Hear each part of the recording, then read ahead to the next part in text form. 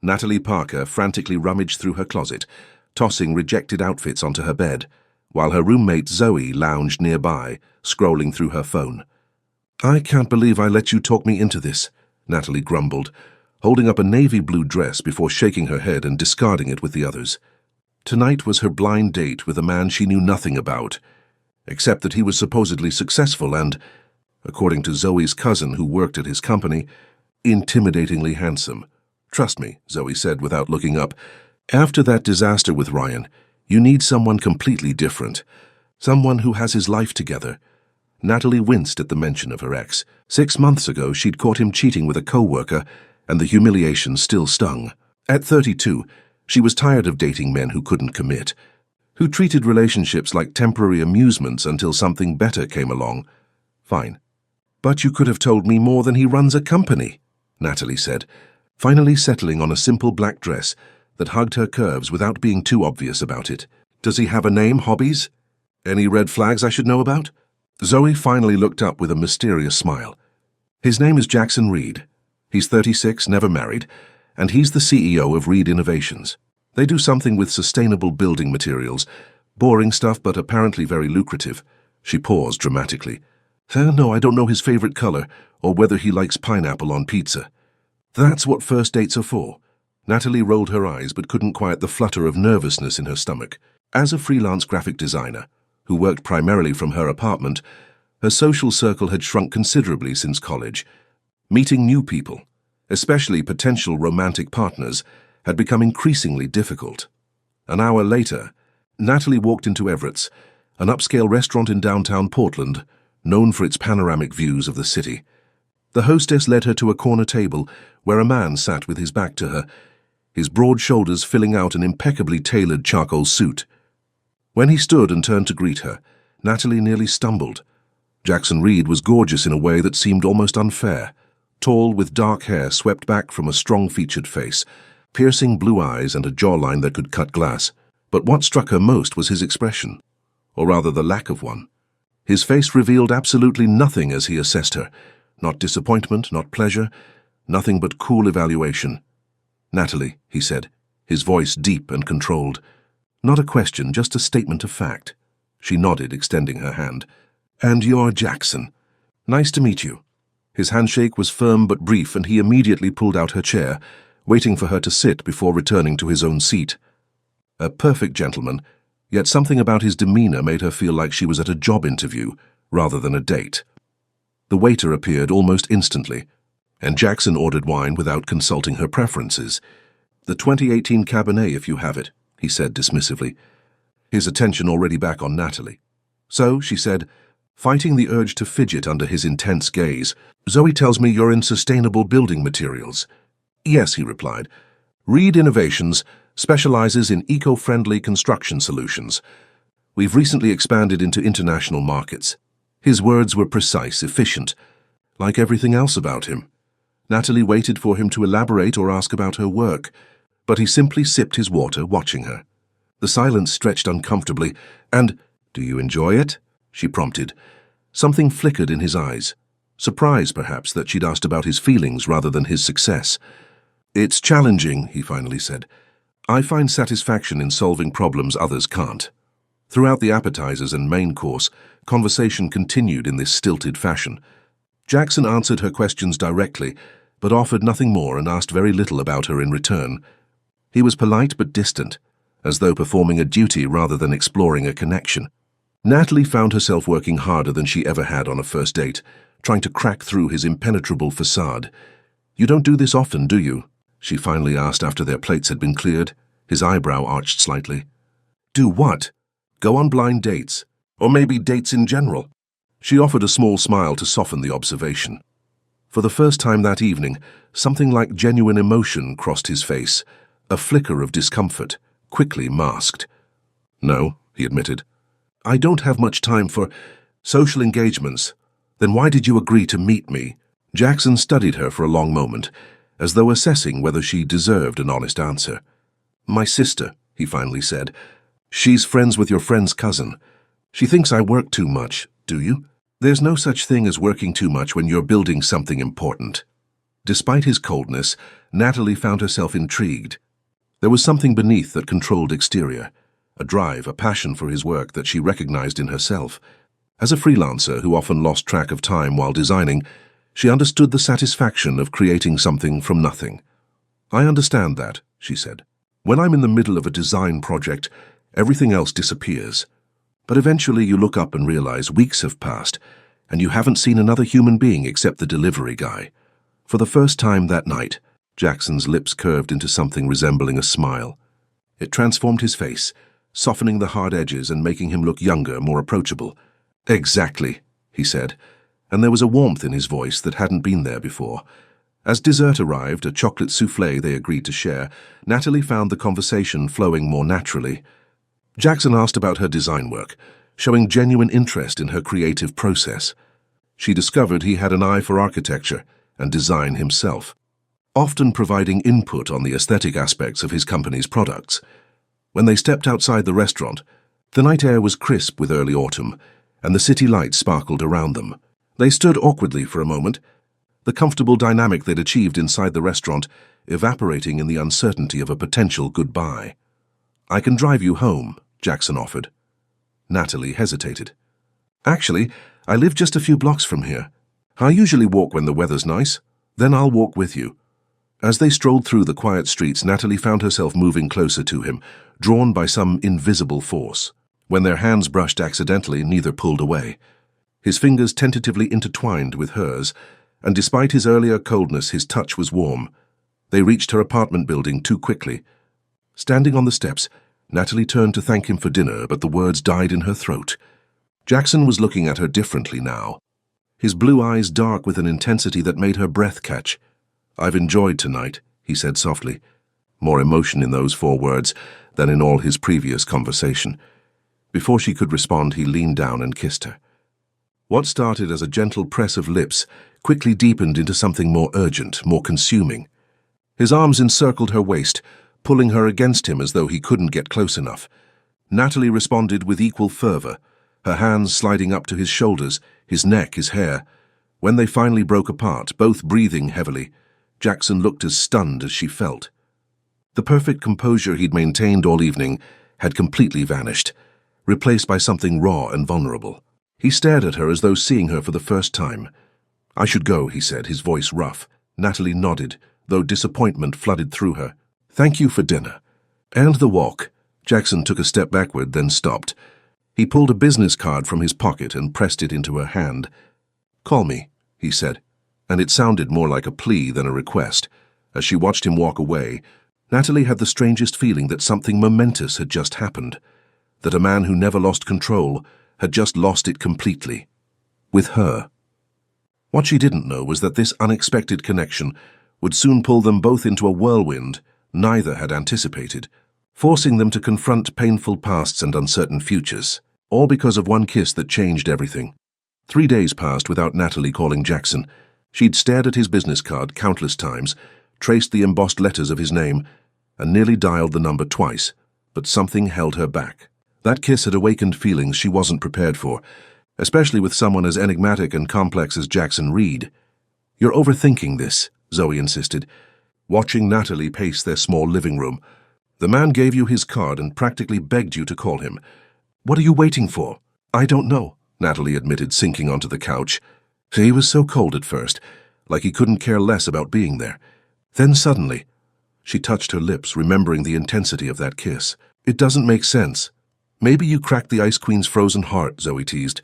"Seriously, though, he's probably just not good at first impressions. Give him another chance." Before Natalie could respond, her phone buzzed with an email notification. She glanced at it and sat up straight. "It's from Reed Innovations," she said, her voice rising in pitch. "They want to discuss a potential contract for rebranding their digital presence." Zoe's eyes widened. "No way. He's using his company to contact you?" Natalie quickly scanned the email. "It's not from him. It's from their marketing director." She looked up at Zoe, confusion evident on her face. "This is a legitimate business inquiry. They've seen my portfolio website and want to meet tomorrow to discuss terms." "Well, that's one way to ensure you can't ignore him," Zoe said with a laugh.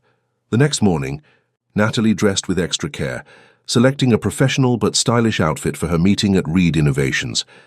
The company headquarters occupied the top floors of a sleek glass building downtown, its lobby all polished stone and sustainable bamboo accents. A receptionist led her to a conference room where 3 people waited, none of them Jackson. "Ms. Parker, thank you for coming," said a woman in her 40s with a sharp bob and sharper eyes. "I'm Vanessa Mitchell, Marketing Director. This is our Digital Content Manager, Brian, and our Project Coordinator, Tessa." Natalie shook hands with everyone, still wondering if Jackson would make an appearance. "Thank you for considering my work. I'm curious, though. How exactly did you find me?" Vanessa smiled professionally. "We've been searching for the right designer for months. Your portfolio impressed us, particularly your work for Horizon Outdoors. We're looking for someone who can maintain our brand sophistication while making it more accessible to consumers." For the next hour, they discussed Reed Innovations' rebranding needs. The company wanted to shift its image from purely industrial to something that would resonate with environmentally conscious homeowners. As they talked, Natalie's initial suspicion that this was Jackson's way of reconnecting faded. This was a legitimate opportunity, and a lucrative one at that. As the meeting concluded, Vanessa stood to escort her out. "We'll be in touch by the end of the week with our decision. We're considering 2 other designers, but I must say, your vision aligns well with ours." They were just stepping into the hallway when a door at the end opened, and Jackson emerged with 2 men in suits. He stopped abruptly when he saw Natalie, genuine surprise registering on his face, before his features settled back into their usual impassive mask. "Mr. Reed," Vanessa said, "this is Natalie Parker, one of the designers we're considering for the rebranding project." Jackson's eyes never left Natalie's face. "Ms. Parker and I have met," he said coolly. "She's talented. You'd be wise to secure her services." With a brief nod, he continued down the hallway, leaving Natalie staring after him in confusion. "Well," Vanessa said with raised eyebrows, "it seems you have support from the top." "That's unusual. Mr. Reed rarely comments on marketing decisions." Back in her apartment that evening, Natalie finally pulled out Jackson's business card and dialed his number. It went straight to voicemail. "This is Jackson Reed. Leave a message. No pleasantries, just efficiency. Hi, Jackson. It's Natalie Parker. I had a meeting at your company today which was unexpected. I'm not sure if you knew about that, but I wanted to call anyway. About the other night." She paused, suddenly unsure what to say. "I'd like to see you again. Call me back if you're interested." She hung up, immediately regretting the message. She sounded desperate, or worse, accusatory. But before she could berate herself further, her phone rang. Jackson's name flashed on the screen. "Natalie," he said when she answered, his deep voice sending an involuntary shiver through her. "I just got your message." "That was fast," she said, trying to sound casual. "I was about to call you when you called me." There was a pause. "I didn't know you were meeting with marketing today." "That was coincidental. So you didn't arrange it?" "No." Another pause. "Though I'm not displeased by the development." Natalie found herself smiling at his formal way of speaking. "I thought maybe it was your way of ensuring I couldn't ignore you." "Did you need ensuring?" There was a hint of vulnerability in the question that touched her. "No," she admitted. "I've been thinking about you. About that kiss." The line went quiet for so long that Natalie wondered if they'd been disconnected. Finally, Jackson spoke, his voice lower, more intimate. "I'd like to see you again. Tonight, if you're free." 2 hours later, Natalie found herself in Jackson's penthouse apartment, a stunning space with floor-to-ceiling windows overlooking the city. Unlike the sterile corporate environment she'd expected, his home was warm and inviting, with comfortable furniture and an impressive art collection. "These are beautiful," she said, examining a series of black-and-white photographs depicting urban landscapes from around the world. "Did you take these?" Jackson handed her a glass of wine. "My father did," he said quietly. "He was a photographer before he died." Natalie turned to him, surprised by this personal revelation. "I'm sorry about your father. Were you close?" Something shadowed Jackson's eyes. "We were once. Before everything changed." He gestured toward the couch. "Please sit. Are you hungry? I can order something." They settled on the couch with Thai food, and as they ate, Natalie noticed Jackson gradually relaxing, his responses becoming less clipped, more thoughtful. He asked questions about her childhood in a small Minnesota town, her move to Portland after college, her decision to go freelance after 5 years at an advertising agency. "You took a risk," he observed, "leaving a stable position to build something of your own." Natalie nodded. It was terrifying at first. I lived on ramen and worked 18-hour days. But being able to choose my projects, to create without compromise, it was worth it. Jackson studied her with those intense blue eyes. That's rare, you know. Most people choose security over passion.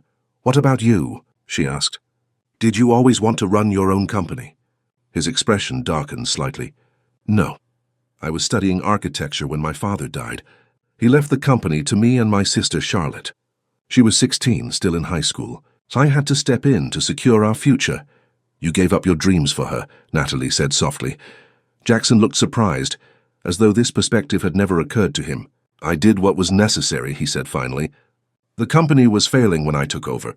Transforming it into what it is today became my new dream. As the evening progressed, they moved closer on the couch, the initial awkwardness dissolving into a comfortable intimacy. When Jackson kissed her again, it was slower than their first kiss, but no less intense, as though he was savoring every moment. Later, as they stood by the windows, looking out at the glittering city lights, Jackson's arms wrapped around her from behind.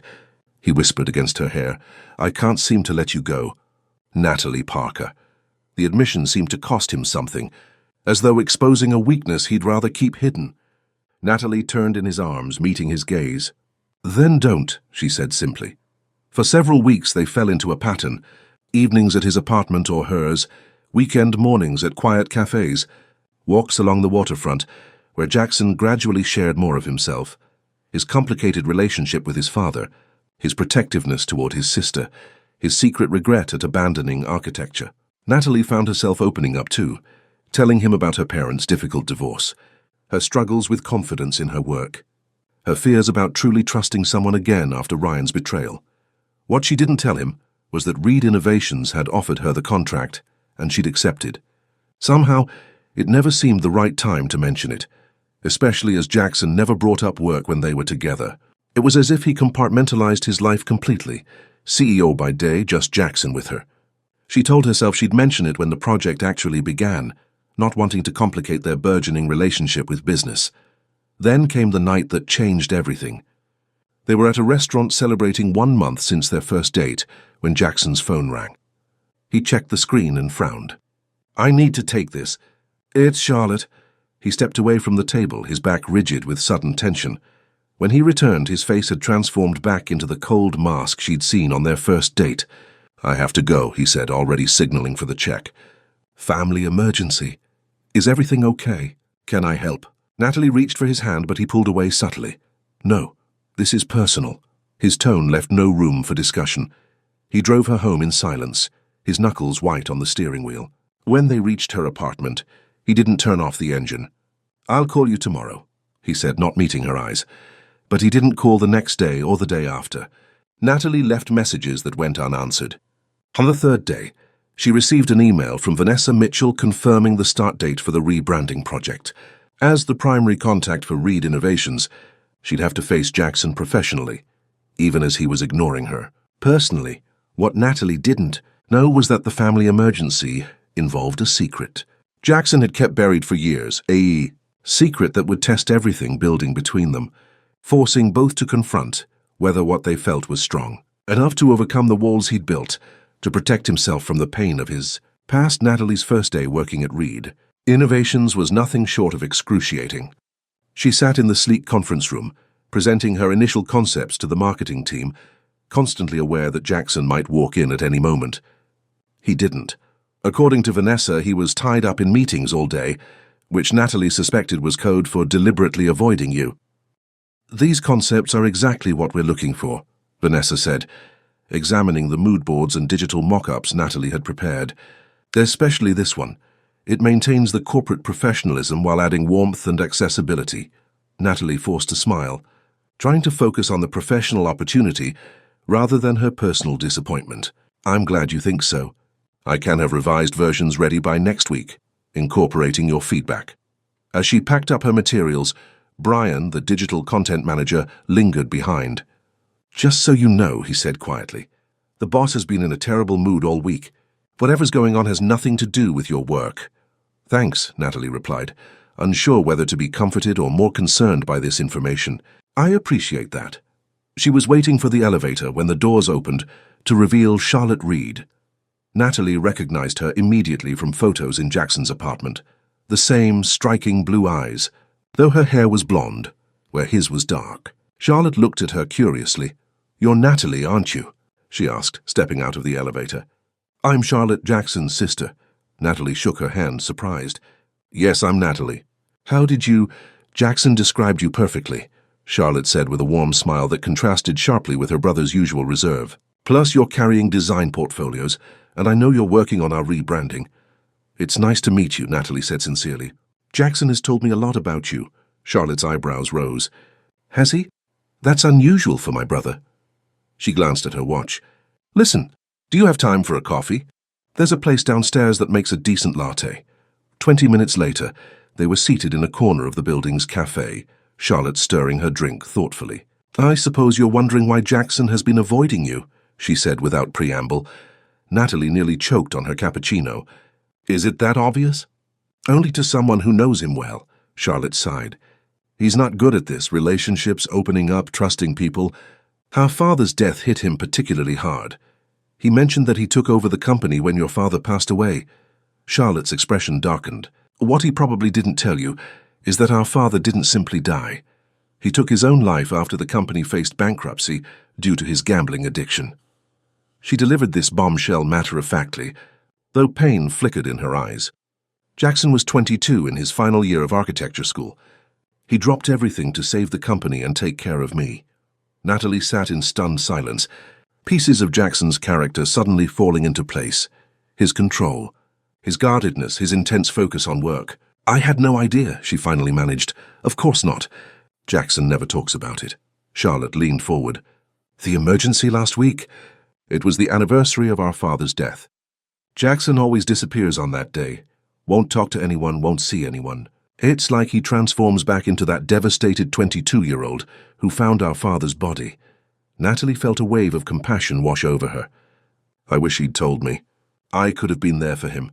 That's exactly what he's afraid of, being vulnerable, needing someone." Charlotte smiled sadly. "You're the first woman he's talked about in years, you know. The first one he's let get close at all." "Well, he's pushed me away now," Natalie said, trying to keep the hurt from her voice. Charlotte reached across the table and squeezed her hand. "Give him time. He'll come around." But days passed with no word from Jackson. Natalie threw herself into the rebranding project, spending long hours at Reed Innovations, occasionally catching glimpses of him in hallways or meeting rooms.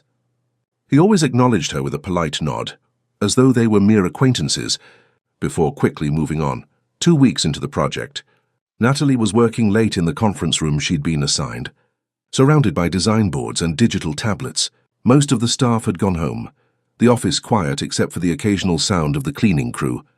She was so absorbed in her work that she didn't notice someone enter until a voice broke the silence. "You're still here." Natalie looked up to find Jackson standing in the doorway, his tie loosened, jacket discarded. He looked tired, shadows under his eyes suggesting he hadn't been sleeping well. "Deadline tomorrow," she said, gesturing to the scattered materials. "Vanessa wants the final concepts presented to the board." Jackson nodded, stepping further into the room. He examined one of her designs, his expression unreadable. "This is good work. Thank you." Natalie kept her voice neutral, professional, though her heart was racing at his proximity. "Natalie, He stopped, running a hand through his hair in a rare gesture of frustration. "I owe you an explanation." "You don't owe me anything, Mr. Reed," she said, emphasizing his title. "Our personal relationship has no bearing on my professional commitments to your company." A flash of pain crossed his face at her formality. "Please don't do that. Don't pretend what was between us didn't matter." "Wasn't. Past tense." Natalie stood, needing to create distance between them. "So you made that quite clear when you disappeared without a word for 2 weeks. I needed time, and I needed an explanation. Not silence, not avoidance. Just honesty." The hurt she'd been suppressing burst forth. "Do you know how it felt coming to work here every day, seeing you avoid me like I was contagious? After everything we shared?" Jackson's carefully maintained control cracked. "I couldn't face you. Not after—" He broke off, turning away. "After what? What happened that night, Jackson? What was the emergency that was so terrible you couldn't even send a text saying I need space?" He was silent for so long that Natalie thought he wouldn't answer. When he finally spoke, his voice was barely audible. It was the anniversary of my father's suicide. The anger drained from Natalie, replaced by the compassion she'd felt when Charlotte first told her. I know, she said softly. Charlotte told me. Jackson whirled around, shock evident on his face. Charlotte told you about our father. We had coffee a couple of weeks ago. She recognized me in the lobby. Natalie took a step toward him. Jackson, I'm so sorry about your father. I understand why that day is difficult for you. No, you don't understand, he said, his voice rough with emotion. Every year on that day I visit his grave, and every year I promise him that I won't make his mistakes, that I won't let anything or anyone distract me from protecting what he left behind, and that includes me. I'm just a distraction. The words stung even as she said them. No. Yes, I don't know. He paced the room, agitated in a way she'd never seen him. When I'm with you, I want things I've never allowed myself to want. I think about possibilities beyond work, beyond obligations. It terrifies me. Why? What's so frightening about being happy? Because happiness can be taken away. The words burst from him like they'd been trapped for years. One day everything is perfect, and the next, the person you trusted most in the world is gone, and you're left picking up the pieces of the life they shattered. Natalie's heart ached for him, for the young man who'd had responsibility thrust upon him before he was ready. Jackson, what happened to your father was tragic, but it doesn't mean history will repeat itself. You're not him, aren't I? I see him in the mirror sometimes. The same drive, the same obsession with success. He stopped pacing, looking at her with raw vulnerability. What if I hurt you the way he hurt us? What if I can't be what you need? That's my decision to make, not yours, Natalie said firmly. You don't get to decide what's best for me by shutting me out. Before Jackson could respond, the door opened and Brian appeared, looking uncomfortable at interrupting. Sorry to disturb you, Mr. Reed, but Ms. Mitchell asked me to deliver these reports before I left. He placed a folder on the table and quickly retreated. The interruption broke the tension, reminding them both of where they were. Jackson straightened, his professional mask slipping back into place, though his eyes remained turbulent with emotion. We shouldn't discuss this here, he said. Can we talk later? Tonight? Natalie hesitated, torn between self-protection and the desire to understand this complicated man. Your place, 9 o'clock, she finally agreed. But Jackson, if you shut me out again, that's it. I won't give you another chance to hurt me. He nodded solemnly. I understand. At precisely 9, Natalie knocked on Jackson's door. He opened it immediately, as though he'd been waiting nearby. The penthouse was dimly lit, a bottle of wine open on the coffee table, 2 glasses waiting. Thank you for coming, he said, taking her coat. Would you like some wine? Please. Natalie accepted the glass he offered, taking a sip to steady her nerves. So talk.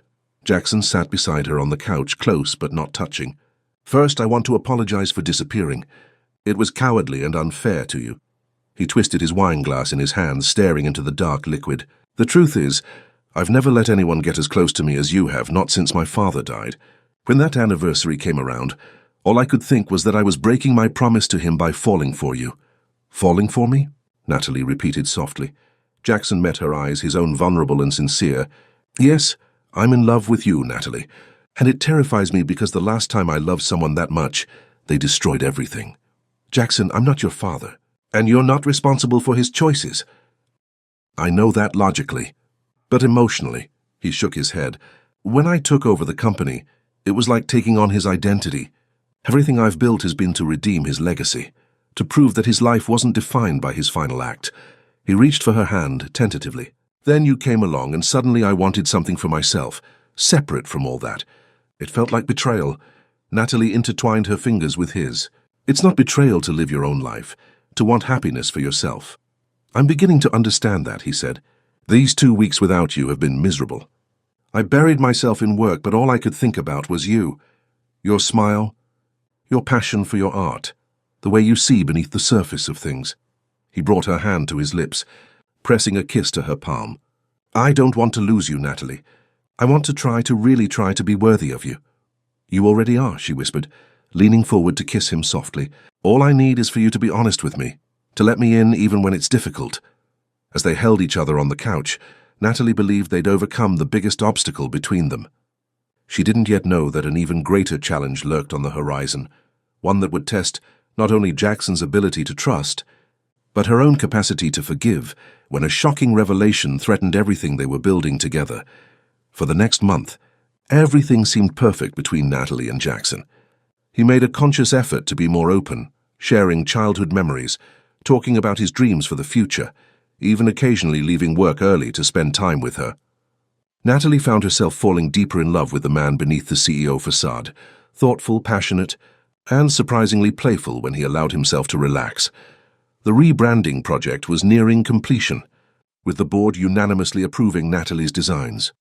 Reed Innovations was already implementing her work across their digital platforms, and Vanessa had hinted at the possibility of extending her contract for additional marketing materials.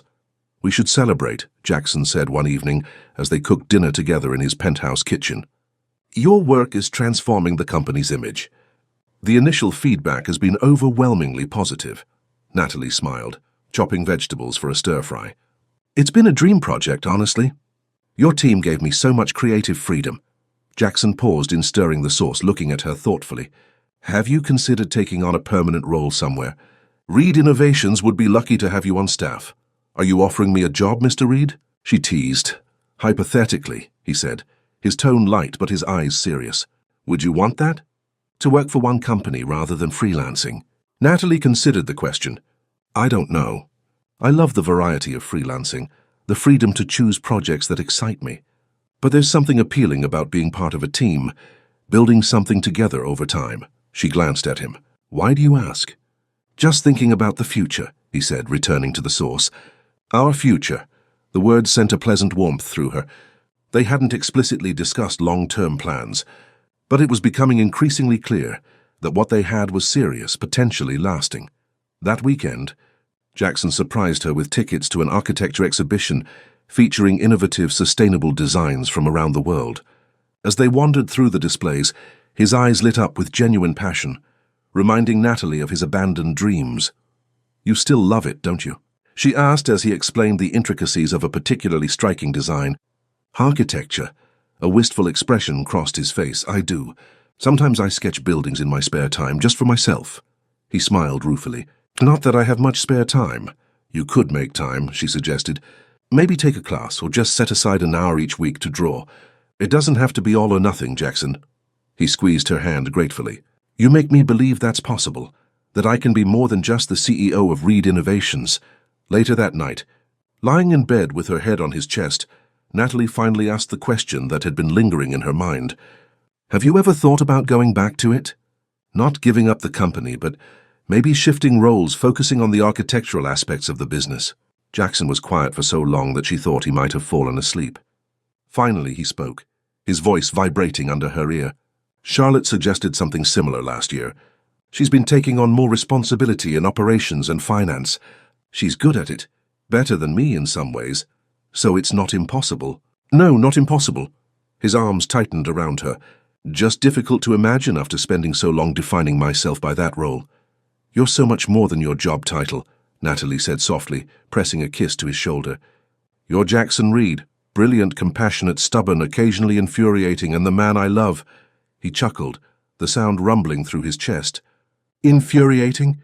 "Sometimes," she admitted with a smile, "but I wouldn't change you." The following Tuesday, Natalie was at Reed Innovations for her final presentation to the executive team. She'd just finished setting up in the boardroom when the door opened, and a man she'd never seen before walked in.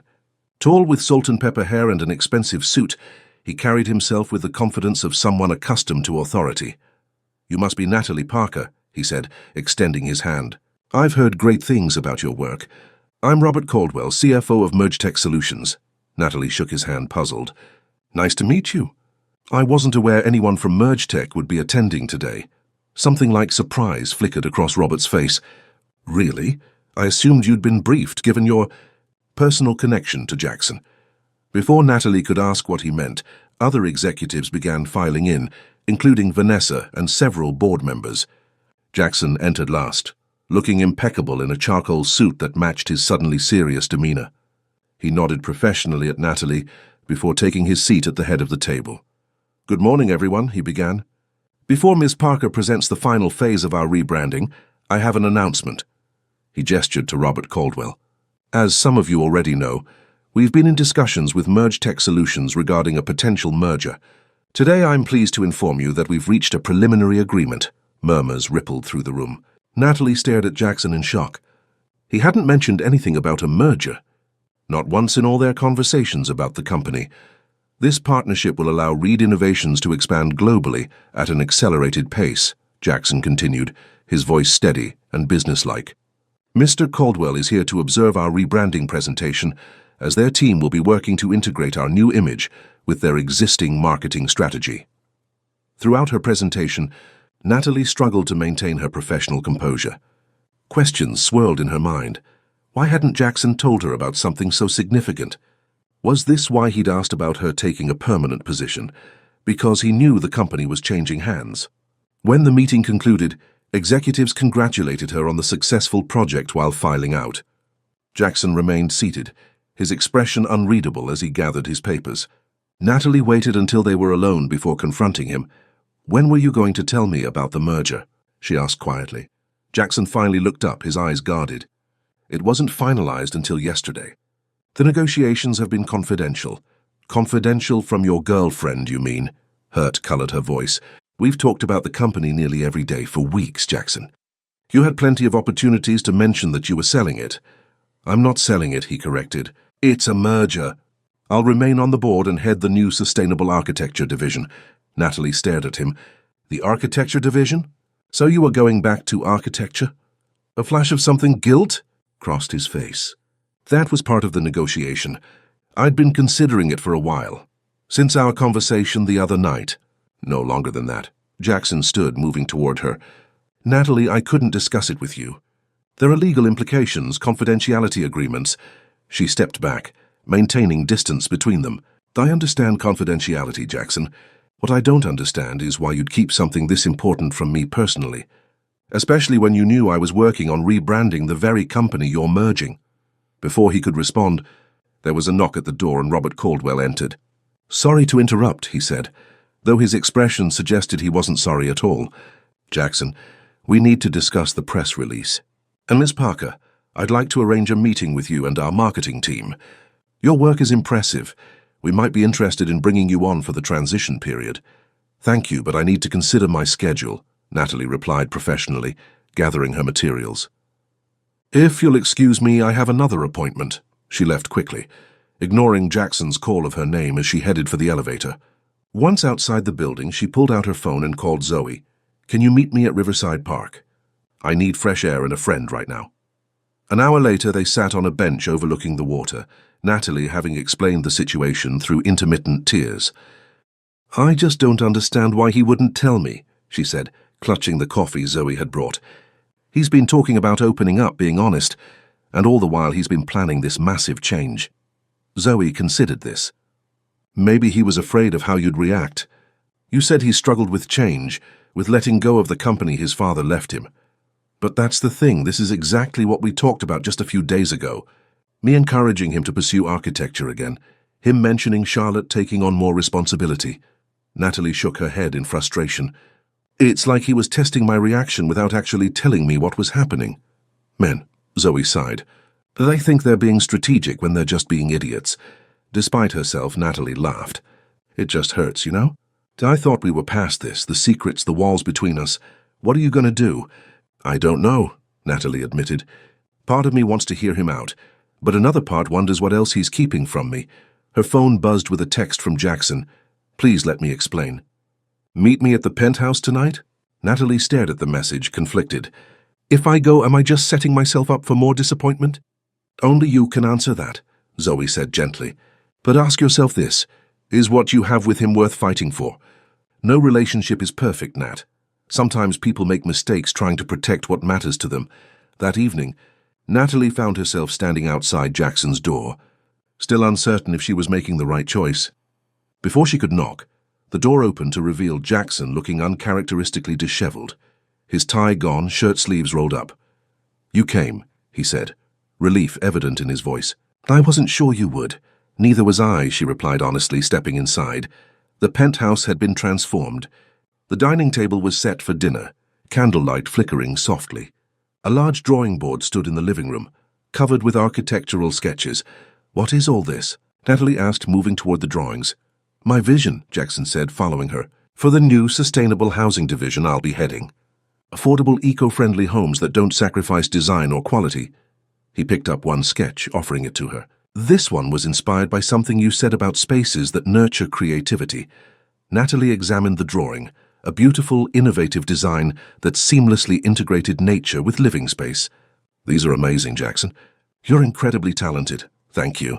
He hesitated. Natalie, I need to explain about today. About why I didn't tell you about the merger. She placed the drawing down carefully. I'm listening. Jackson took a deep breath. I've been working on this deal for almost a year, long before I met you.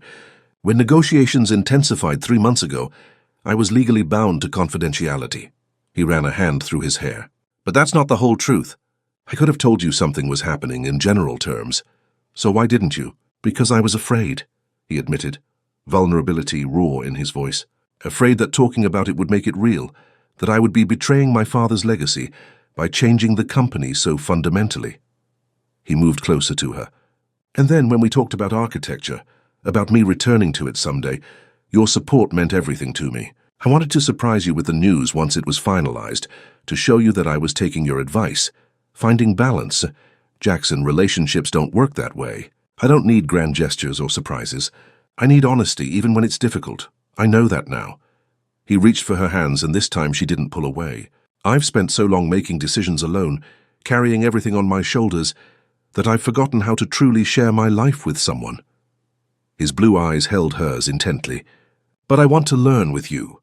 I want to build something together, Natalie. Not just a relationship, but a life. From his pocket he withdrew a small velvet box, and Natalie's breath caught. Jackson, I'm not proposing, he said quickly. Not yet. That would be rushing things, especially today. He opened the box to reveal a delicate silver key. This is a key to my penthouse. I want you to have it, to know that my home and my heart are open to you always. No more locked doors, no more secrets. Tears welled in Natalie's eyes as she took the key. This is a start, she said softly. But Jackson, I need to know that you'll be open with me going forward. Not just about work, but about everything. Your fears, your doubts, all of it. I promise, he said, drawing her into his arms. No more hiding. 6 months later, Natalie stood in the garden of a beautifully restored farmhouse in the countryside outside Portland. Reed Innovations had successfully merged with MergeTech, and Jackson had indeed taken over the new Sustainable Architecture division, thriving in his return to creative work. Natalie had accepted a position as creative director for the merged company, heading a team of designers while maintaining the freedom to take on occasional freelance projects. Penny, for your thoughts. Jackson's voice came from behind her as his arms encircled her waist. Just thinking about how much has changed, she said, leaning back against him. A year ago, I was reluctantly going on a blind date with a cold CEO who barely spoke 3 words to me. He chuckled, the sound rumbling pleasantly against her back. And now? And now we're celebrating our housewarming with friends and family in this incredible home you designed. She turned in his arms to face him. Who would have thought one kiss could lead to all this? I knew, he said, brushing a strand of hair from her face. The moment I kissed you that first night, I couldn't let you go. I just needed time to realize that holding on didn't mean controlling everything. It meant trusting enough to share the journey. As Charlotte called them inside to join the gathering, Jackson took Natalie's hand, the simple engagement ring he'd given her last month catching the late afternoon sunlight. They had decided to have a long engagement, giving themselves time to grow together before taking the next step. Jackson was in therapy, working through the trauma of his father's death and his fear of vulnerability. Natalie was flourishing in her new role, her confidence growing as she led her team with the same passion she brought to her own designs. Ready? Jackson asked, his eyes full of the warmth that was now familiar rather than surprising. Ready, Natalie confirmed, squeezing his hand. Together they walked toward the house filled with laughter and conversation, toward the future they were building day by day. What had started as a reluctant blind date with a seemingly cold CEO had transformed into a partnership of equals, each helping the other become more fully themselves. And it had all begun with an unexpected kiss that neither of them could forget. The moment when 2 guarded hearts had recognized, despite all fears and doubts, that some connections are simply too powerful to deny.